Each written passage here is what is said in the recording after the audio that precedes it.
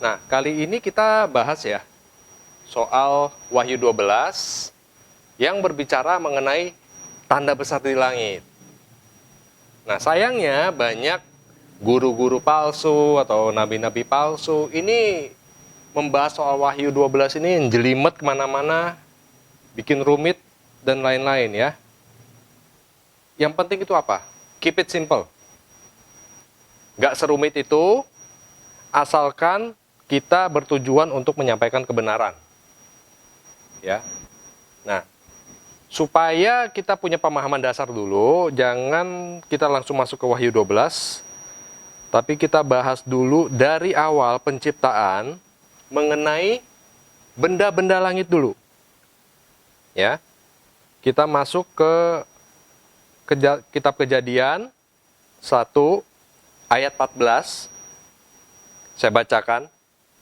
Dan Elohim berfirman, biarlah ada benda-benda penerang pada cakrawala di langit untuk memisahkan antara siang dengan malam, dan mereka ada untuk tanda-tanda, perhatikan di sini, signs kalau bahasa Inggrisnya, dan untuk musim-musim, seasons, dan untuk hari-hari dan tahun-tahun. Nah, di sini kita perhatikan lagi fungsinya, yaitu untuk apa?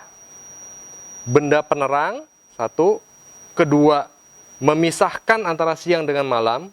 Ketiga, ada untuk tanda-tanda. Nah, di sini, di poin ketiga ini, untuk tanda-tanda.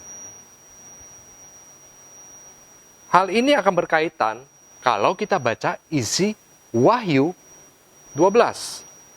Kita masuk ke Wahyu 12.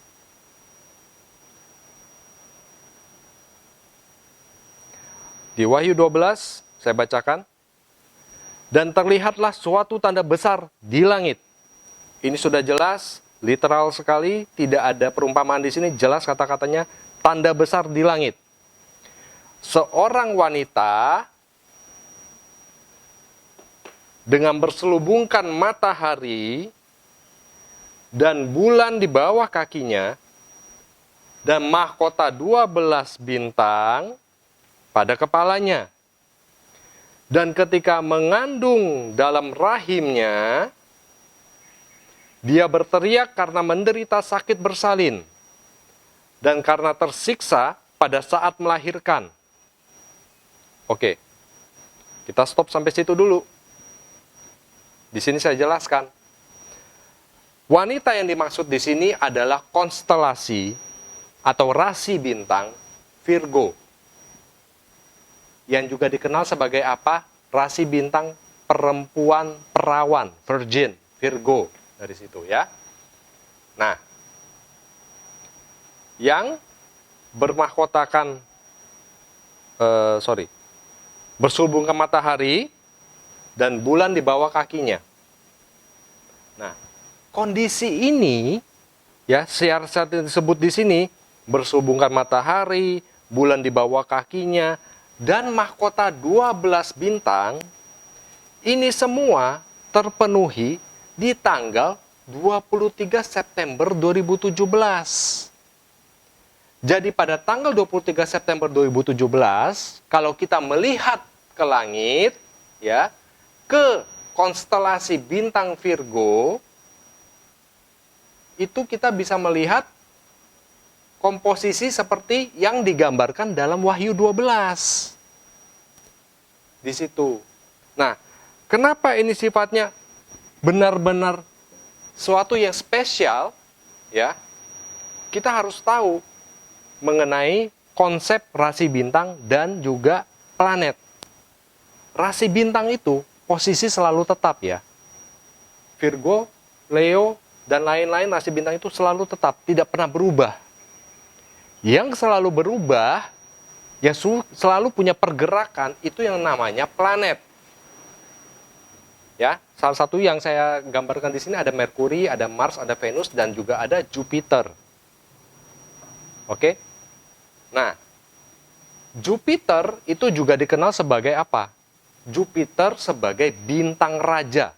Kenapa? Karena Jupiterlah planet yang paling cerah kalau kita lihat di langit dibandingkan planet-planet lainnya. Nah, Jupiter masuk tanda kutip rahim konstelasi bintang Virgo itu pada tanggal 20 November 2016. Lalu dia melakukan suatu gerakan yang disebut retrograde. Jadi dia bolak-balik, cuma posisinya di sini aja, ya. Jadi seakan-akan bergerak di dalam rahim. Dan baru pada tanggal 9 September 2017, Jupiter ini keluar dari posisi tanda kutip rahim Virgo. Nah, jeda waktu ini kurang lebih sama seperti proses kelahiran manusia, yang mana kehamilan itu berlangsung antara 37 sampai 41 minggu. Lalu, 13 hari kemudian atau 14 hari kemudian, setelah Jupiter tanda kutip lahir atau keluar dari posisi rahim Virgo ini, ada conjunction, ya, atau 3 planet yang bergerak sejajar, yaitu Merkuri, Mars, Venus, ya. Perhatikan sekali lagi, di tanggal 23 September 2017, Merkuri, Mars, Venus, posisinya persis seperti ini. Jadi kalau dilihat seperti di atas Virgo, ya, dan menambah jumlah bintang-bintang yang dalam rasi bintang Leo, sehingga jumlah bintang, tanda kutip, yang ada di atas Virgo, atau menjadi mahkota Virgo, menjadi mahkota perempuan, menjadi totalnya jumlahnya 12. Ingat ya, Merkuri, Mars, Venus itu planet, mereka selalu bergerak.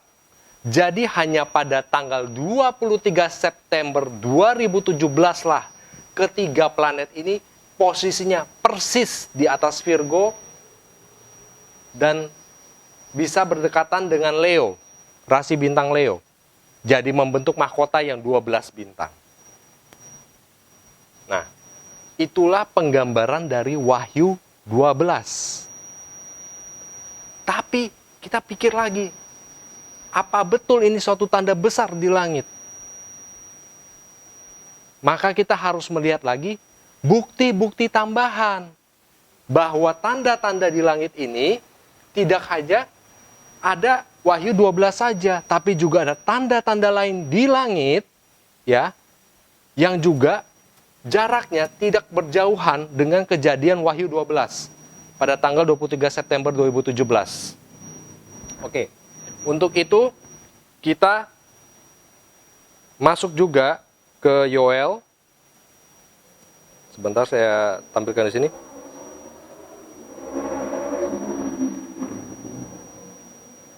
Jadi Yoel 2 ayat 30, ini saya bacakan. Dan aku akan memberikan tanda-tanda di langit dan di bumi, darah dan api serta gumpalan-gumpalan asap.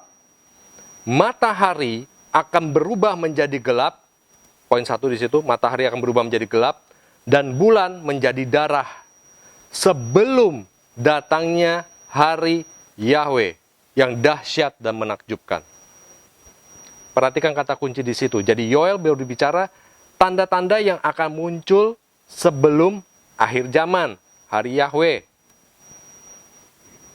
Day of the Lord. Oke.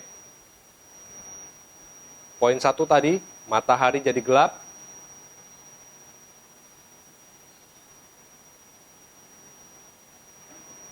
Bulan menjadi darah.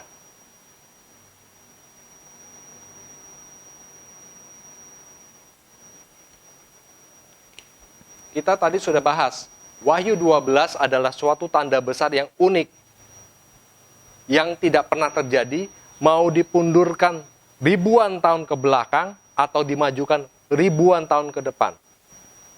Taunya dari mana? Bisa gunakan software, namanya Stellarium, ya, untuk melakukan simulasi, melihat apakah betul komposisi seperti yang digambarkan di Wahyu 12 ini akan terulang. Jadi Anda sekalian bisa cek sendiri, lakukan sendiri, riset sendiri apakah betul bahwa ini sifatnya unik, tahun ke belakang sampai 6.000 tahun ke depan. Lalu kita masuk juga ke tanda-tanda lain, yaitu matahari menjadi gelap dan bulan menjadi darah. Pada tanggal dari tahun 2015 sampai tahun 2016, ini ada peristiwa yang banyak dikenal sebagai sebutan Tetrad Blood Moon. Ya. Yaitu apa? Yaitu proses di mana bulan warnanya menjadi merah seperti darah. Dan itu terjadi dalam kurun waktu 1 tahun sebanyak 4 kali. Makanya disebut tetrad. Tetrad itu dari kata-kata 4.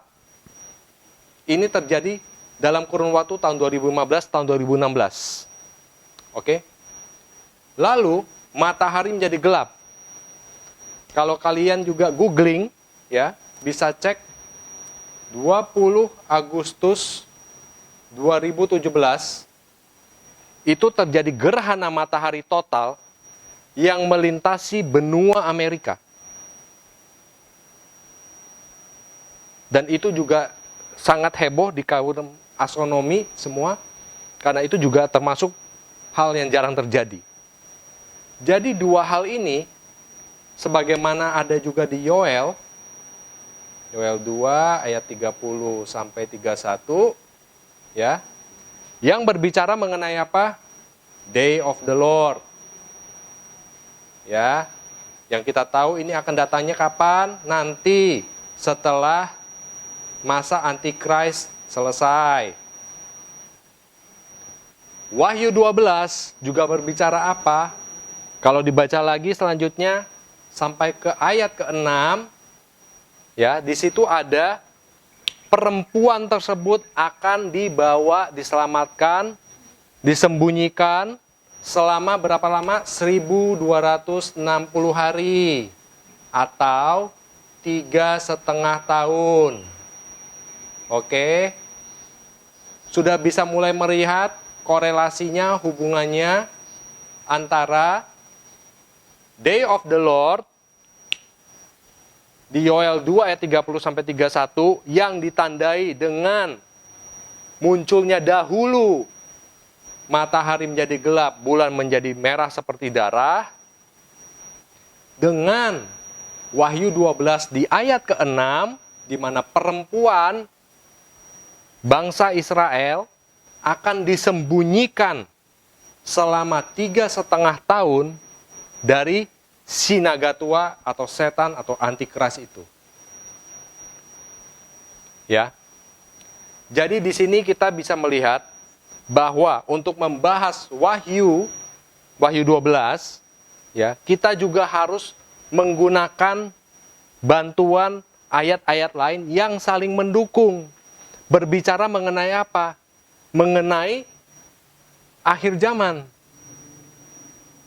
Mengenai datangnya masa Antikris dan juga mengenai Day of the Lord. Dan kita sebagai gereja paham bahwa apa? Bahwa hal tersebut, Day of the Lord, tribulation dan lain-lain, baru akan terjadi setelah gereja mengalami rapture.